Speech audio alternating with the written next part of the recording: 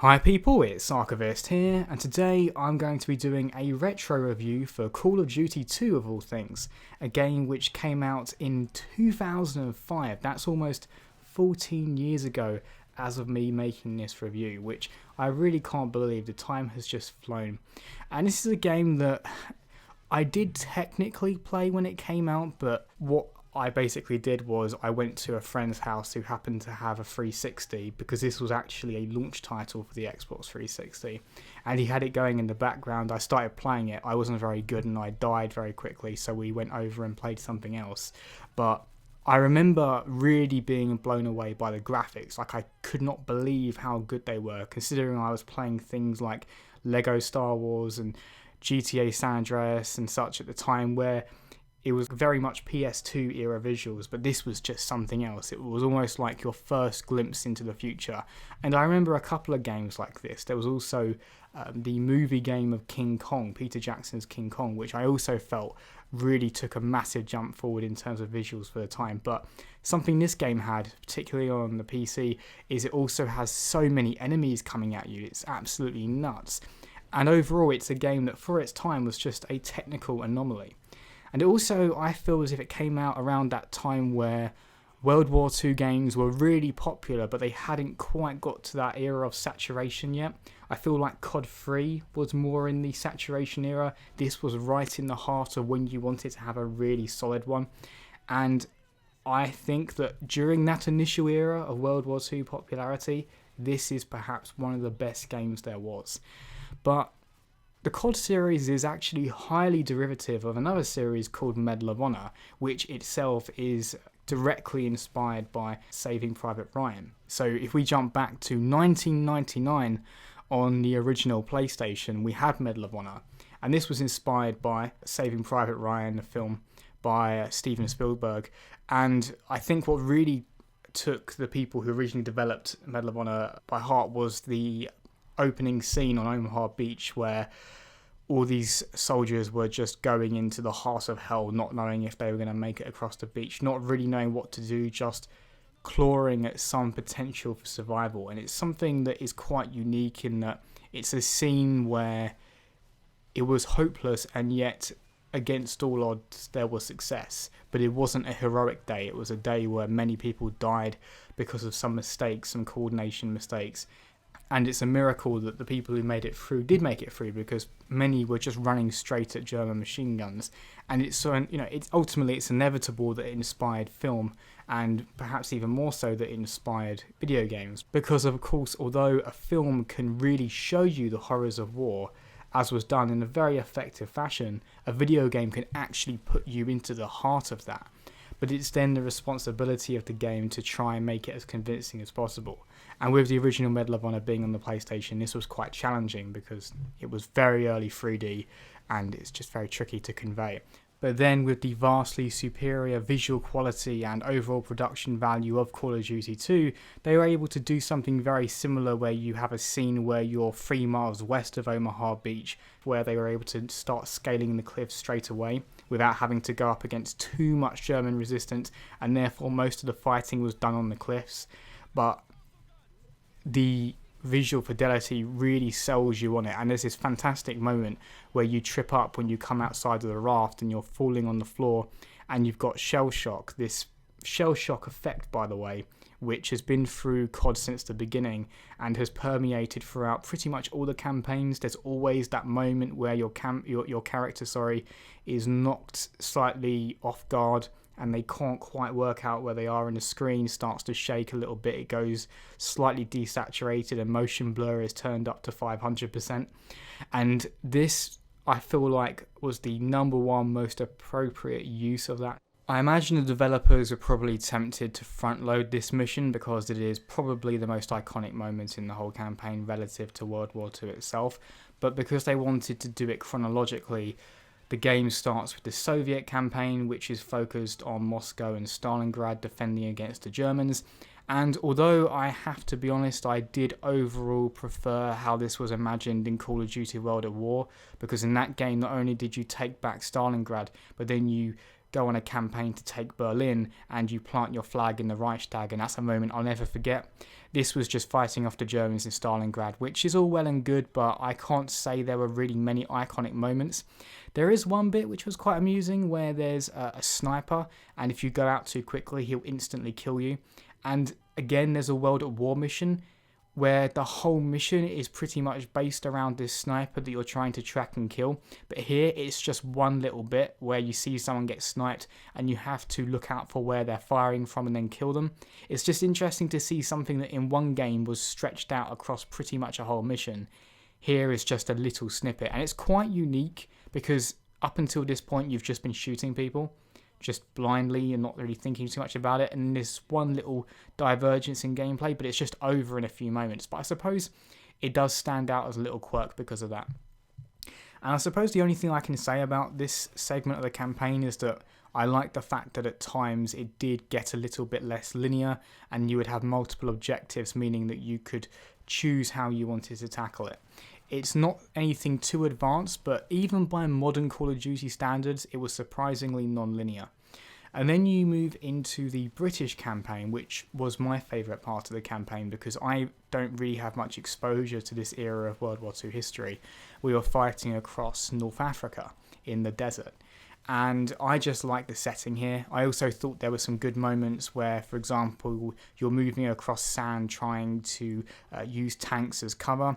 There's also a tank mission here, and that's probably the most unique, I would say, segment of the whole campaign because you're actually in a vehicle directing it and firing with it. And there's the dynamic where the panzers that you're fighting have much longer range, so you have to make sure you rush them very quickly and get behind them and shoot them in the back where their armor's weakest. So it feels like a very mobile form of tank warfare, which I quite liked. It doesn't go on for too long, but I felt like it went on just as long as it needed to.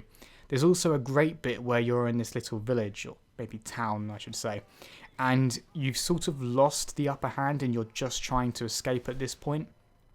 And I love the series of chaos that ensues where you have to try and hijack a German vehicle, then you're trying to shoot your way out, but you keep running into dead ends and you have to turn around, and it just gets super chaotic and your squad mates are crying out and getting quite freaked out. And this really, I felt like, perhaps more so than any other part of the campaign, this set the blueprint for future campaigns where there's always that real chaos, crazy Michael Bay moment that happens. But here, it feels quite appropriate because it's trying to sell you on the idea that you need to get out of here because the Germans are overwhelming you. And also, quite amusingly, I never noticed this before, but Captain Price is in this game and he's got like exactly the same moustache.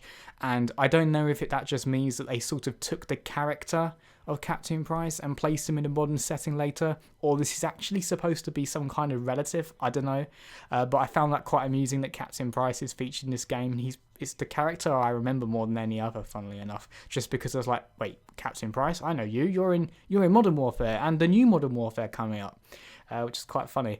So yeah, that was quite a memorable part of the campaign. And then there's a little bit of a mix-up between the American campaign and the British campaign. Eventually culminates in the American finish where you go into the Rhineland and you pretty much get into Germany. And although the game then finishes with some old footage of World War II talking about how then the Russians took Berlin and Germany had to unconditionally surrender, you don't really see much more than that initial victory in Germany and the show that you were able to take over pretty much their last line of true defence, which is fine. They don't need to go too much further than that, but it is quite a good game in that it feels like it takes you across a very significant portion of the war. And whereas a lot of games, particularly like Battlefield 5 for example, feel as if they have to go out of their way to tell the untold stories of the war, I like the fact that this game just goes for the good stuff. It goes for those most iconic moments unashamedly and just does it in the most bombastic, arcadey way possible. And that is something to say about Call of Duty. You can really see it in its initial roots. This was always an arcade game. It's not trying to be ultra realistic. Even the concept of the rebounding health bar was there to make sure you get back into the action quicker rather than having to look around for a health pack, even if that is technically more realistic because not every soldier is Wolverine. But On the other hand, in terms of its presentation, the idea of putting you with a squad, although you have no real interactions with the squad, they are always there, they do have your back. And the overall realistic presentation, it does immerse you in the war, and it is convincing. So you sort of have to suspend your disbelief in some respects, but overall this is trying to be a sort of realistically, at least in terms of presentation, World War II shooter. And it's not a surprise that this series sort of eclipsed Medal of Honor, because they just jumped so far ahead in terms of their sophistication. And yeah, I feel like in terms of the World War II era Call of Duty games, you could point to this as being the best, because I suppose in some respects the context of when it came out as well, it was during that huge popularity of World War II shooters. It came out before they got too fatigued. It's just a real storm of brilliance in this game. And I would still recommend it on Steam if you want to play the game. It's pretty decent. I had a lot of fun playing through it.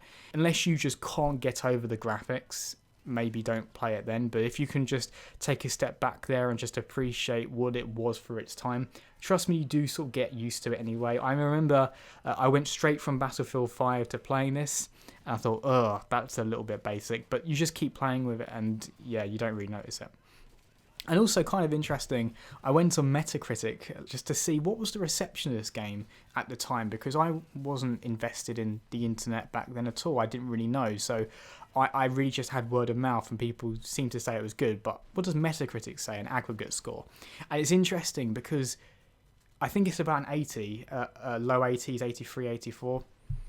And that, of course, will change over time potentially if it gets new reviews. I don't know why, but may happen. But the crazy thing is the user score is about the same thing. So the critic score and the user score are pretty much in line, which is such a far cry from what we have now, where what it tends to be these days is that the critic score is usually an 80, between 80 and 90 at least.